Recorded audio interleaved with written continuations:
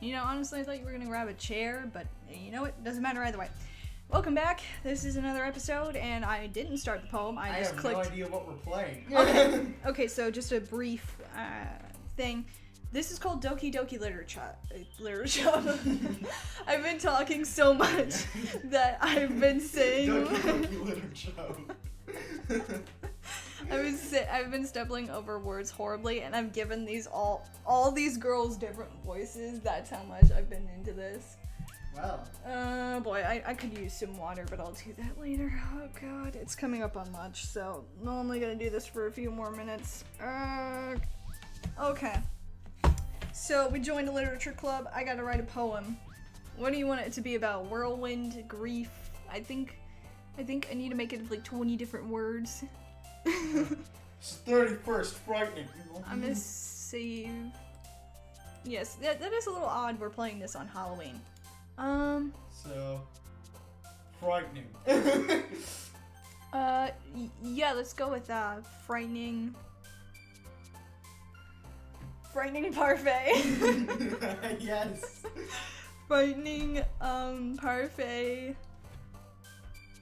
Flower. Essence. Wait, frightening parfait fantasy. Yes. Candy. Wait. Candy. No, misfortune. Papa. Feather. Unending. Passion. Passion. Hair. I'm not even trying. I'm just really. Destiny. Yeah, destiny. Headphones.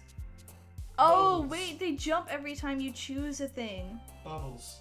Wait, so like, if I choose something cute, Natsuki will probably like it. If I choose something dark and horror, Yuri might like it. I don't know why she's here. Choose Bubbles. Bubbles. See, Natsuki likes it.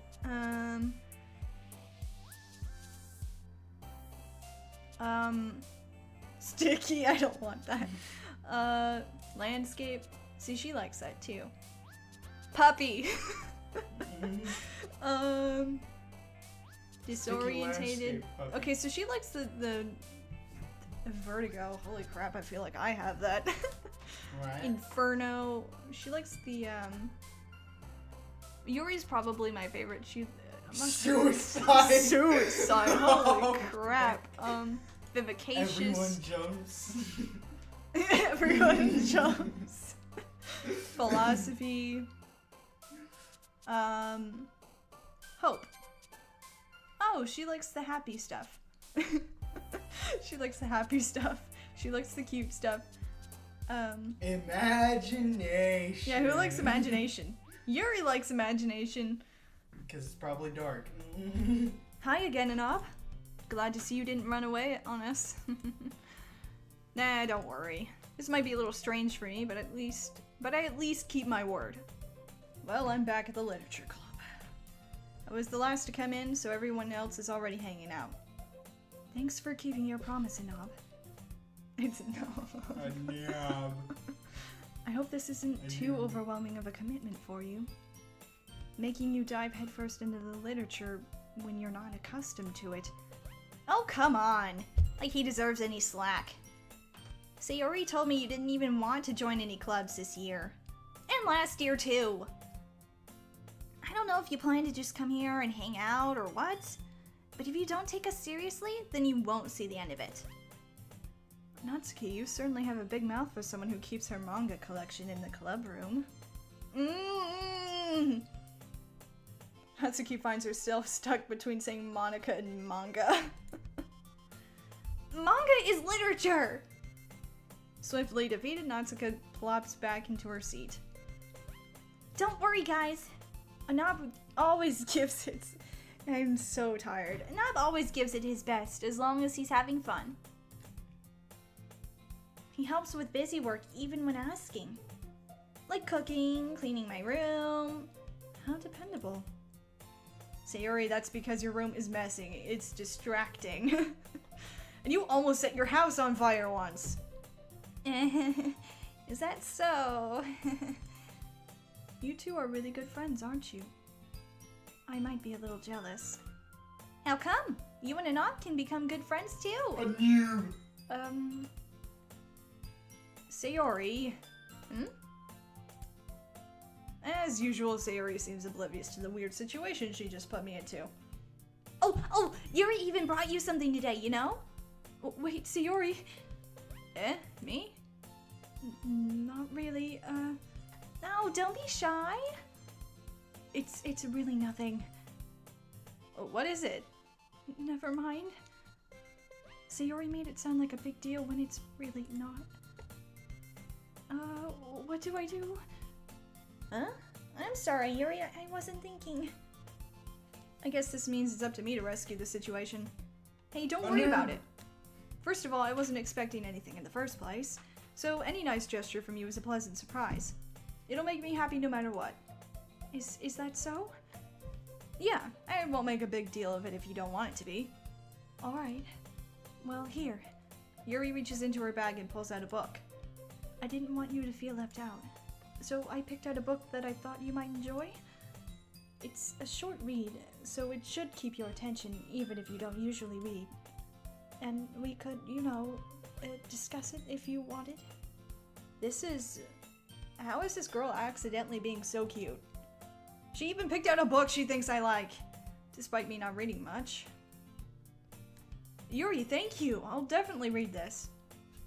I enthusiastically take the book. Well, you can read it at your own pace. I look forward to hearing what you think. Now that everyone's settled in, I expected Monica to kick off some schedule activities or something. But that doesn't seem to be the case. So Yuri and Monica are having a cheery conversation in the corner. Yuri's face is already buried in a book. I can't help but notice her intense expression, like she was waiting for this chance. Meanwhile, Natsuki is rummaging around in the closet. A short read. The book is War and Peace.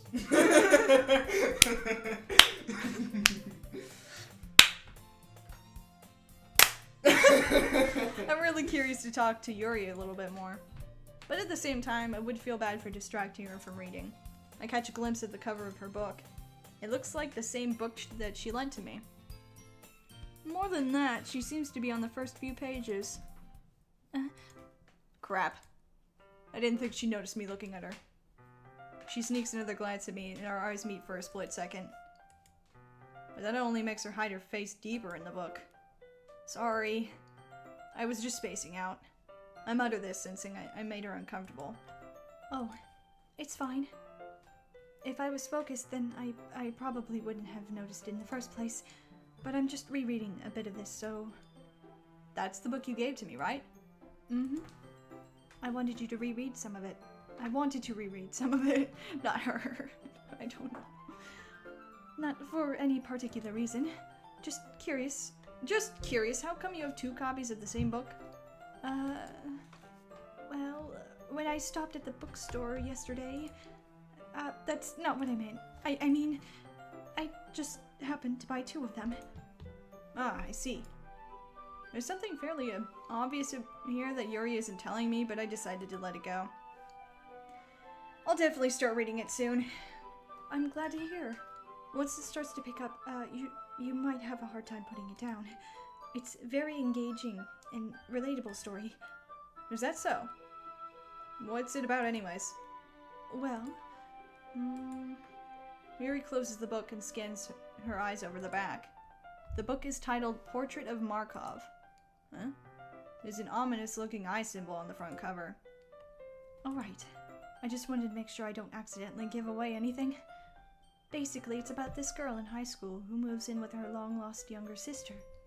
But as soon as she does so, her life gets really strange. She gets targeted by these people who escaped from a human experiment prison. And while her life is in danger, she needs to desperately choose who to trust. No matter what she does, she ends up destroying most of her relationships and her life starts to fall apart. That's kind of dark, isn't it? Yuri made it sound like it was going to be a nice story, so that dark turn came out of nowhere. Yuri gently giggles all of a sudden. Are you not a fan of that sort of thing enough? No, it's not that. I mean, I can definitely enjoy those kinds of stories, so don't worry. I hope so. Yeah, I totally forgot that Yuri's into those things. She's so shy and reclusive on the outside, but her mind seems to be completely different. It's just that those kinds of stories, they challenge you to look at life from a strange new perspective. When horrible things happen, not just because someone wants to be evil, but because they have their own goals and their own philosophy that they believe in. Then suddenly, when you thought you related to the protagonist, they're made out to be the naive one for letting their one-sided morals interfere with the villain's plans. Unless the villain's plans were to kill the world, but then yeah. I'm rambling, aren't I? Well, she likes the, complicated stuff. Not again. I'm so sorry. Hey, don't apologize. I haven't lost interest or anything. Well, I guess it's alright then. But I feel like I should let you know that I have this problem. When I let things like books and writing fill my thoughts, I kind of forget to pay attention to other people. So I'm sorry if I ended up saying something strange. And please stop talking to me if I start talking too much. I really don't think you need to worry. That just means you're passionate about reading. The least I can do is listen. It is a literature club after all. That's true. In fact, I might as well start reading it, right? You don't have to. What are you saying? Just a moment ago, you were really looking forward to it. Let me just get the book. I quickly retrieved the book that I had put into my bag. Alright, it's fine if I sit here, right? I slip into the seat next to Yuri's. Yeah. Are you sure? You seem a little apprehensive. I'm sorry. It's not that I don't want you to. It's just something I'm not very used to. That is, reading in company with someone. I see. Well, just tell me if I end up distracting you or anything. Alright. I open the book and start reading the prologue. I soon understand what Yuri means about reading in company. It's as if I can feel her presence over my shoulder as I read. It's not particularly a bad thing. Maybe a little distracting, but the feeling is somewhat comforting. No, Yuri... It's like she's just breathing down his She's just... like the book! Yuri is in the corner of my eye. I realize that she's not actually looking at her own book. Oh my god. I glance over. Looks like she's reading from my book instead. Sorry, I was just, Yuri, you really apologize a lot, don't you? I do? I don't really mean to. Sorry. I mean... Here, this should work, right? I slide my desk until it's up against Yuri's, then hold my book more between the two of them. I suppose so. Yuri timidly closes her own copy. Once we each lean in a bit, our shoulders are almost touching. It's like it feels after like my every left sentence she says sorry. Oh my god. Or even worse, every word. It feels like my left arm is in the way, so I instead use my right hand to hold the book open. I guess that makes it kind of difficult to turn the page. Here. Sorry. Aw, that's cute. Yuri takes her left arm and holds the left side of the book between her thumb and forefinger. I do the same with my right arm on the right side of the book. That way, I turn a page and Yuri slides it underneath her thumb after it flips to the side. Her side, But in holding it like this, we're huddled even closer than before. It's actually kind of distracting me. Ugh. This is where the stupid romance stuff comes in. I didn't know this was gonna be a romance thing. Are you ready? Sorry. To turn the page. Sorry. Sorry. I think I got a bit distracted for a second. Gee, I wonder why. I glance over at Yuri's face again and our eyes meet. I don't know how I'll be able to keep this up with her. That's okay. Sorry. You're not as used to reading. You're not as used to reading, right? Sorry. I don't mind being patient if it takes you a bit longer. It's probably the least I can do. Sorry. Since you've been so patient with me. Sorry. Yeah. Thanks. We continue reading. Yuri no longer asks me if I'm ready to turn the page. Instead, I just assume that she finishes the page before me, so I turn it by my own volition? Something? We continue the first chapter in silence. Oh god, this is going on forever. This is just dragging on. I have to go eat food.